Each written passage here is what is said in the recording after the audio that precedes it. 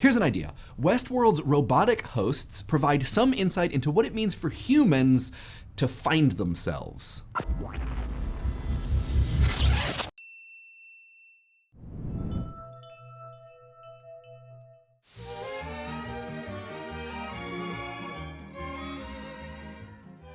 For those of you who've been out on the range, let's do a roundup. Westworld is an HBO television series created by Jonathan Nolan, Lisa Joy, and produced executively in part by J.J. Abrams. Lens flare! In Westworld, the wealthy can pay for access to a hyper-realistic theme park based on the Wild Wild West. Except don't confuse Westworld with Wild Wild West, which, by the way, Will Smith still feels pretty bad about. While at Westworld, human guests live out their cowboy fantasies thanks to artificially intelligent hosts who populate a massive piece of interactive fiction.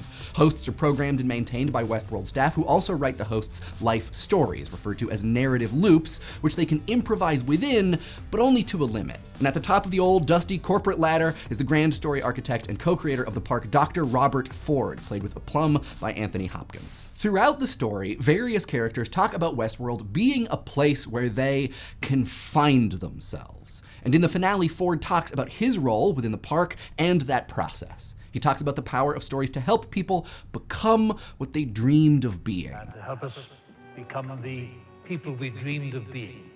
Lives that told a deeper truth.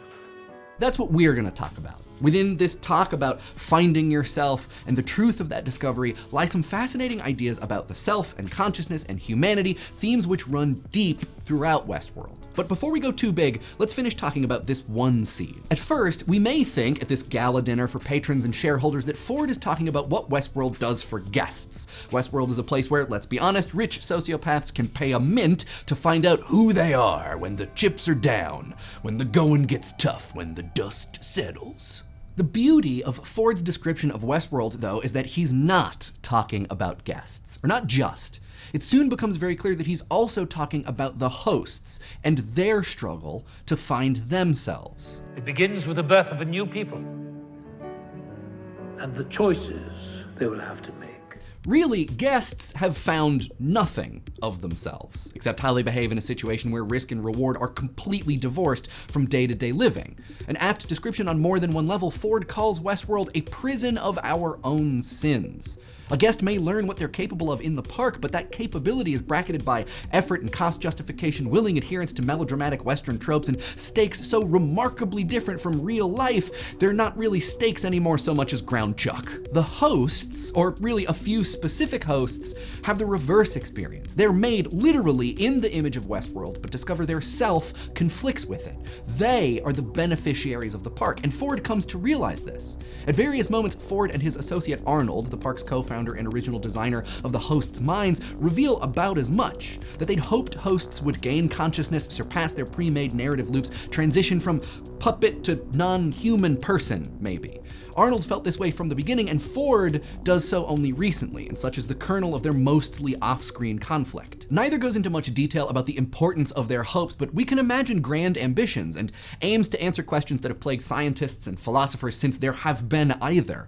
If they can create consciousness, might they understand what it is? And perhaps even how to change or expand it? Might they help people, like actual people, successfully find themselves? Arnold talks about how he thought consciousness was a pyramid. You build a foundation and you add to it memory, improvisation, until you arrive at the apex, an autonomous, sentient, internal mental process. And this approach was wrong, he says. Consciousness is not a journey upward, he realizes, but a journey inward. Not a pyramid, but a maze. A series of actions and decisions which, when followed properly, allow one to find consciousness, to find themselves. In reality, like our real reality, consciousness is neither a pyramid nor a maze. Or maybe it's both. Or really all of the metaphors, or none of them. Either way, Arnold and his metaphors can help us unravel something about the ball of yarn that is consciousness. Specifically, that we don't really know what it is. Philosopher Ludwig Wittgenstein wrote about this, about how when we talk about the self, there's a kind of ambiguity that's impossible to overcome. It is simply unclear what exactly is being referenced. Is it the body, the mind, a combination of the two, a result of their union, all of these things, none of them, different things at different times? When we talk about consciousness, ourselves, the self, it's possible that we're talking nonsense. And to navigate around this nonsense, sometimes we rely on metaphors, or as Dolores puts it, lies, which are impactful nonetheless. In his book Describing Ourselves, Gary Hagberg writes that analogies for personhood, for the self, for consciousness, exert great power on our thinking. And to think of consciousness as a locked chamber, to think of the contents of that chamber as perception that will thus seem ineluctably private, to think of our experiencing of the world as hidden, but hidden inwardly, it all conspires to form a kind of internal, if not solipsistic idea of what the self is. Unshared, impenetrable, and mysterious or encrypted. We'll question whether the human self really is private in a second, but first, I want to point out that it isn't for Westworld's hosts. Westworld's hosts can discover their self. They can point at it and even change it because it is, in fact, public, at least as public as Westworld's servers. This is roughly the story arc of both Maeve and Dolores in Season 1. Endless abuse and death allows Maeve to uncover the corporate technological system which manages herself and use its publicness to her benefit, seemingly taking the reins, though she may have been on the rails all along until, of course, the very end. Here she denies her programming and seeks not freedom, but closure. Dolores doesn't interact with the code of her consciousness, but its result.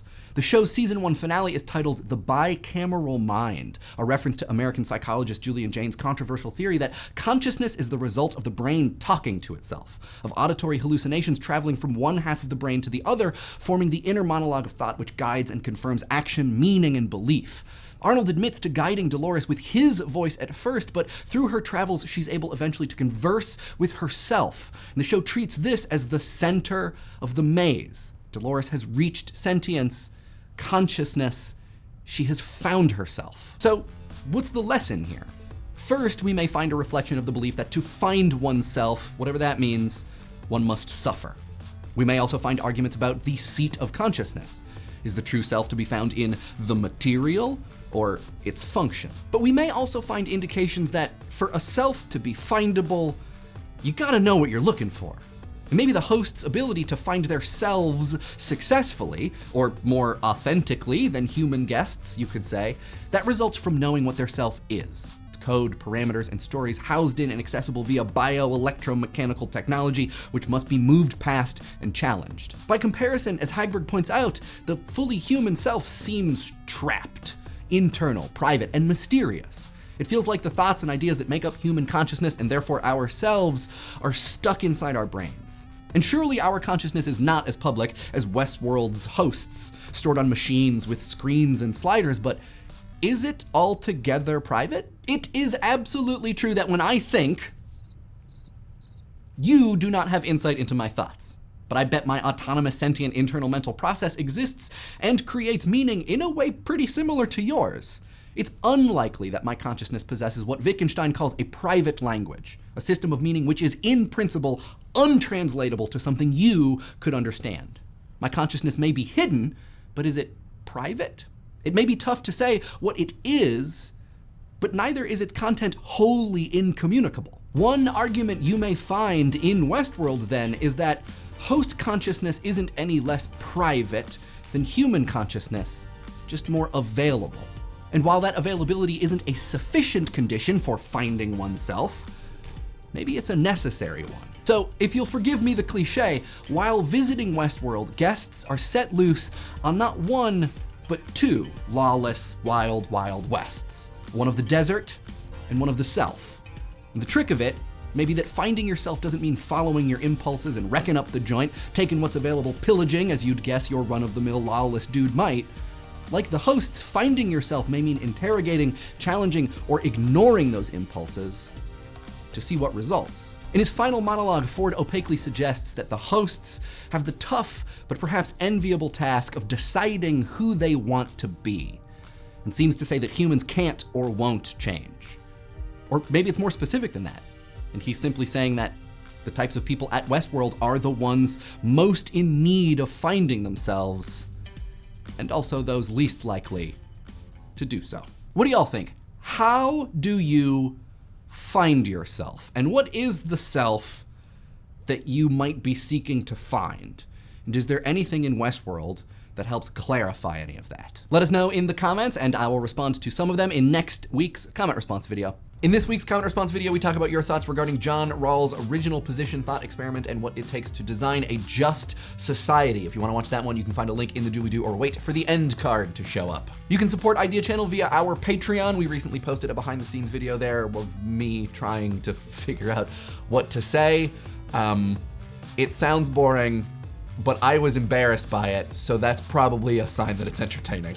We have a Facebook, an IRC, and a subreddit, links to those in the doobly-doo, and last but certainly not least, this week's episode would not have been possible or good without the very hard work of these, who knows, hosts, guests, could go either way.